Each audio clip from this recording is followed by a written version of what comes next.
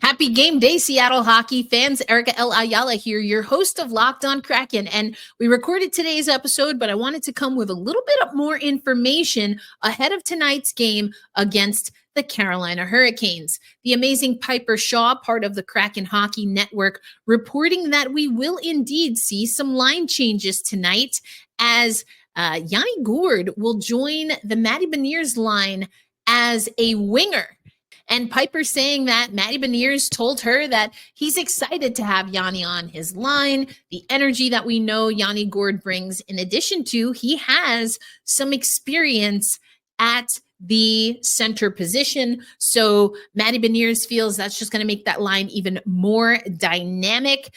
He says that he can support him at center and obviously brings a lot of grit, especially on the wall, which is something that we talked about on today's episode. So the lines per Piper Shaw, who is with the team in Carolina, will be Jared McCann, Chandler Stephenson returning to the lineup after dealing with an illness, and Brandon Tanev jumps up to that top line. Then Jaden Schwartz, Beniers, and Gourde, the aforementioned line change there. I am excited for this.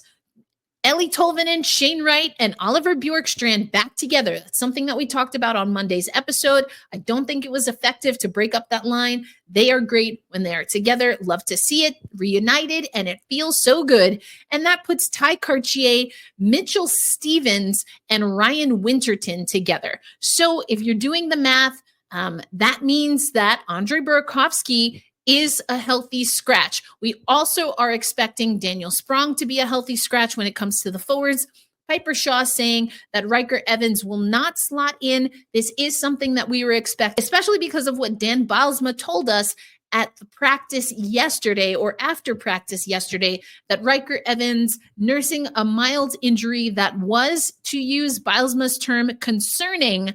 And it wasn't something that took him out of the last game against San Jose, but obviously something that will have him out against Carolina. Again, talked about that also on today's episode. Thought that that might be the case. Even if he could go, why not give him a little bit of extra rest, especially knowing that the team won't have to travel far distances when they play their next 3 games in the New York metro area. So if you want more details on my 3 keys to the game and why I say no more pretty goals, then listen to the latest episode of Locked on Kraken.